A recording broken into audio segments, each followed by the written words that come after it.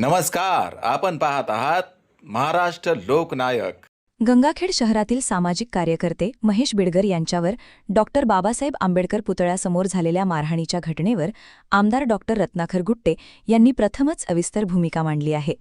रामसीता सदन येथे आयोजित पत्रकार परिषदेत बोलताना त्यांनी या घटनेचा तीव्र निषेध केला. तसेच निष्पक्ष चौकशीत आपण दोषी आढळल्यास आमदारकीचा राजीनामा देण्यास तयार असल्याचे जाहीर केले. यावेळी कृषी उत्पन्न बाजार समितीचे सभापती साहेबराव भोसले, उपसभापती संभाजी पोले, जिल्हाध्यक्ष संदीप अळनुरे, नगरसेवक प्रताप मुंडे यांच्यासह अनेक पदाधिकारी उपस्थित होते. डॉक्टर गुट्टे यांनी महेश बिडकर यांना आवश्यक ती सर्व मदत करण्याची तयारी दर्शवली. तसेच या प्रकरणातील दोषींवर कठोर कारवाई व्हावी अशीही मागणी केली. महेश बिडकर यांच्या मारहाणीच्या निषेधार्थ काढण्यात आलेल्या मोर्चाबाबत बोलताना हा मोर्चा न्यायासाठी कमी आणि आपल्या विरोधात राजकीय टीका करण्यासाठी अधिक वापरण्यात आल्याचा आरोप त्यांनी केला. याशिवाय अनुसूचित जाती जमाती अत्याचार प्रतिबंधक कायद्यानुसार दाखल गुन्ह्यांबाबत न्यायालयीन प्रक्रियेनुसार योग्य निर्णय व्हावा असेही त्यांनी स्पष्ट केले. या प्रकरणाचा संबंध जुना कौटुंबिक वाद असल्याचा दावा करत महेश बिडकर, बाबा पोले आणि संभाजी पोले यांच्यातील मतभेदांची माहिती पूर्वी मिळाली असती तर आपण मध्यस्थी करून वाद मिटविण्याचा प्रयत्न केला असता असेही डॉक्टर गुट्टे म्हणाले. घटनेत बाबा पोले किंवा संभाजी पोले यांचा कोणताही संबंध नसल्याचा दावा त्यांनी केला. तसेच माजी नगरसेवक सुमित कामत हे वाद मिटविण्यासाठी घटनास्थळी गेले होते असे सांगत नितीन खंदारे यांचाही या प्रकरणाशी राजकीय संबंध जोडणे चुकीचे असल्याचे त्यांनी स्पष्ट केले. सर्वांचे नावं घेण्यापेक्षा सर्वच आलेले पत्रकार परिषदेला उपस्थित असलेले सर्व माझे जीवाभावाचे कार्यकर्ते आणि पत्रकार बंधूंनो,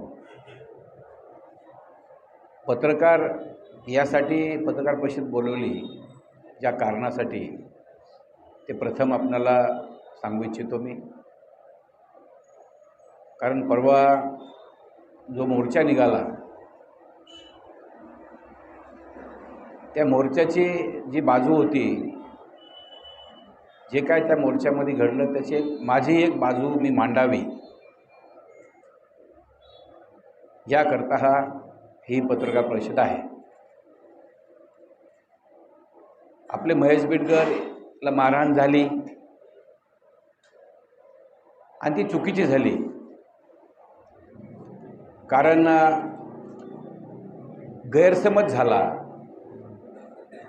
ते मुंबईला ज्यावेळेस मला वाटते मोर्चामध्ये गेले होते तिथं त्यांनी महेशने एवढंच सांगितलं, माळ रानावर बोला, म्हणजे बोलल्यासारखं असं माळ रान म्हणले होते ते. पण माळ रान म्हणल्याच्या नंतर तिथे गैरसमज असा झाला की तो बौद्ध समाजाला वाटलं किंवा असा शब्द निघाला. तर मी शब्द माझ्या घेणार नाही तो, कारण ते बोलणं योग्य नाही म्हणून मी काही घेणार नाही तो. आणि तसं निघाला असं समजून काही मुलांनी काही त्यांना महेशला मारहाण केली. आपल्या सर्वांचेच ज्यांना आपणाला मतदानाचा हक्क दिला, आपणा दिशा दिली, आपण कसं जगायचं कसं वागायचं हे संविधानानं आपला शिकवलं, त्या बाबासाहेब आंबेडकरांच्या पुतळ्याजवळ नेऊन जे मारहाण झाली ती 100% एकदम चुकीची झाली. मी त्याचा प्रथम निषेध करतो.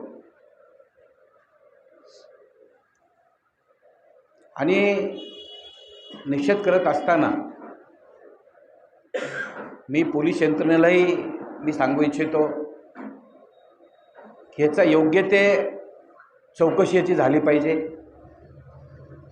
आणि या चौकशीअंती जे काय कोणी दोषी आहेत त्या दोषीवरती कारवाई झाली पाहिजे.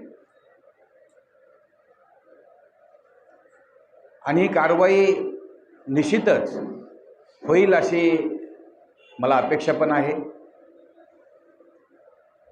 आणि जी अट्रॉसिटी जे दाखल झालेली आहे ही एकदम चुकीची झालेली आहे. त्याच्यामुळे ही अट्रॉसिटी मी रद्द करावी ही मागणी मी आपल्या सर्वांच्या वतीनं मी करतो. कारण रद्द झालीच पाहिजे. एक तर मारहाण महेशला झालेली आहे, परत अट्रॉसिटी त्याच्यावरच करणं हे फार चुकीचं झालेलं आहे. हे सहन करण्यासारखं पण नाही आहे आणि हे खूपच अन्यायकारक आहे. म्हणून मी या गोष्टीचा मी प्रथम निषेध केलेला आहे. आणखीन एकदा मी निषेध करतो. दुसरी गोष्ट, मला काही फोन आले, मला कशा बोलले काय बोलले मला सांगणार नाही मी. मला सांगितलं तुमचा ह्या मोर्चाला पाठिंबा आहे का विचारलं. मी म्हणलं माझा पाठिंबा आहे. तुम्ही या मोर्चाला येणार का? मी म्हणलं या मोर्चाला 100% मी येतो. पण तुमच्या 3-4 लोक तुमचे काय मेन काही लोक असतील मोर्चा जे काढणारे लोक, मोर्चाचे समोर जे करतात, जे नेतृत्व करणारे, त्या नेतृत्वाने 1-2 लोकांनी 2-3 लोकांनी मला येऊन बोललं किंवा तुम्ही मोर्चाला या तर निश्चित ह्या मोर्चाला पण मी येतो असं सांगितलं.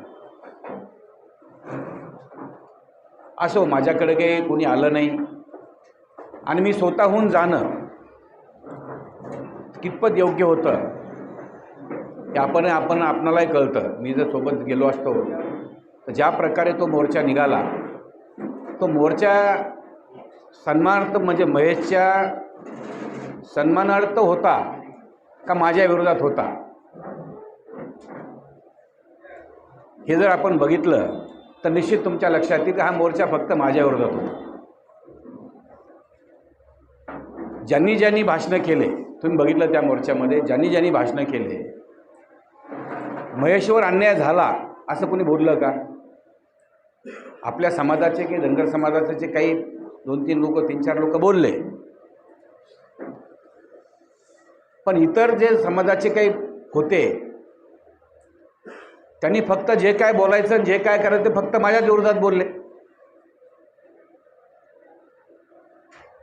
पण त्यांना व्यवस्थित चांगला प्लॅटफॉर्म मिळाला, 3-4 हजार लोक, आणि ती संधी त्यांना मिळाली आणि ती संधी मिळाल्यामुळे त्यांनी ते तोंडसुख घेतलं. हरकत नाही, त्यांनी घेऊ द्या. मी त्यांच्याकडून कुठल्या अपेक्षाही करत नाही, कारण का त्यांच्याकडनं मला कुठल्याही अपेक्षा पण नाही. पण जे मोर्चाला जे इतका मोठा प्रतिसाद मिळाला, हा प्रतिसाद कशामुळे मिळाला जर आपण बघितला असेल, समाजावर अन्याय झालेला आहे आणि हा प्रतिसाद सर्व लोक आलेले जे होते ते समाजाच्या सन्मानार्थ समाजासाठी आलेले होते. पण आपण जर बघितलं तिथं काय घडलं, कसं घडलं जर बघितलं आणि किती चुकीचं घडलं. बाबा ठीक आहे, आपल्याला महेशला काहीतरी आपण मदत केली पाहिजे का, एखाद्यानं मदत केली पाहिजे का, काय त्याला थोडं लय आपण काही मदत केली पाहिजे किंवा काही जे काय आपल्याला वाटतंय त्याच्यावर अन्याय झाला आहे, अन्यायाला वाचा फोडली पाहिजे. आपण सगळं काय बोलायचं होतं, ज्याच्या सन्मानार्थ मोर्चा होता त्यांच्याबद्दल बोललं पाहिजे होतं, पण त्यांच्याबद्दल बोललं गेलं नाही. ह्या गोष्टी जरा थोडंसं खंत व्यक्त करतो, थोडं दुःख आहे त्या गोष्टीचं.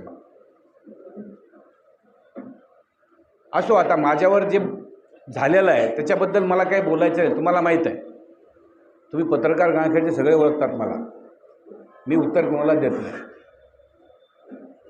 पण इथं मला आज पत्रकार परिषद घेऊन माझी बाजू मांडावं लागेल, म्हणून मी आज बाजू मांडलेली आहे.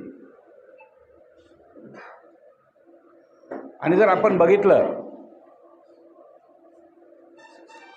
महेशच्या बाबतीत जर सांगायचं म्हणलं, महेशनं माझा प्रचार केलेला आहे,